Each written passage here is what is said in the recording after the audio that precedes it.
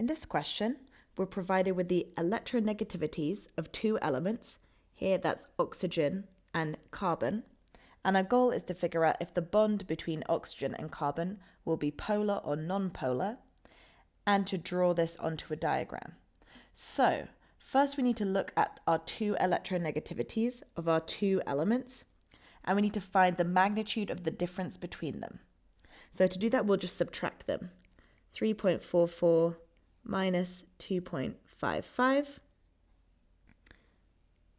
That gets us a difference of 0.89, which we can enter in our answer for the first question here.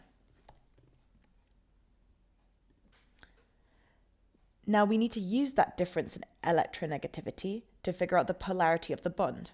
And there's a rule we're going to use, which is that the difference, I'm using triangle or delta to show difference, the difference in electronegativity, if that is greater than 0.4, then we're going to say that our bond is polar.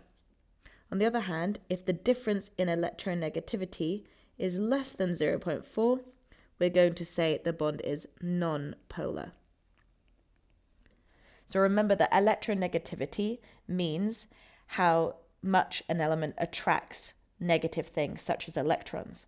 So if the electronegativities are very similar, then our two elements have a similar amount of attraction towards the electrons that they share in their covalent bond, and so the electrons stay roughly in the middle.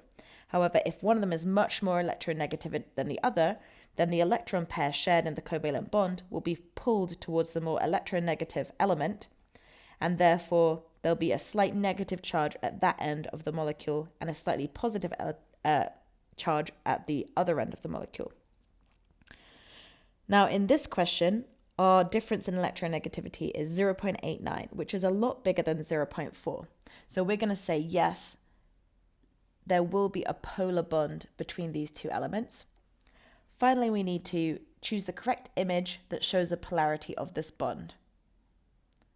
Now you'll notice there's some arrows drawn on these diagrams with a little plus sign at one end. So this arrow points from the positive end with the plus sign to the negative end with the arrowhead. And we know it's a polar molecule, so we know it's going to have an arrow on it, and it's going to point from the positive end to the more negative end. And the element with the greatest electronegativity, that's going to be the negative end or the negative dipole of our bond. So oxygen, that has the greatest electronegativity, so that's going to be the negative end. So oxygen is going to be the negative end, and the carbon is going to be the slightly positive end. So we should have an arrow pointing from the positive end with a little plus on it, with the arrowhead at the negative end. And we can see that is what we have in image 3. So the image chosen for this one is going to be image 3. If we found a difference in electronegativity of less than 0.4 and we had a non-polar bond, then the answer would have been image 1, since that doesn't have an arrow on it, showing there's no dipole there.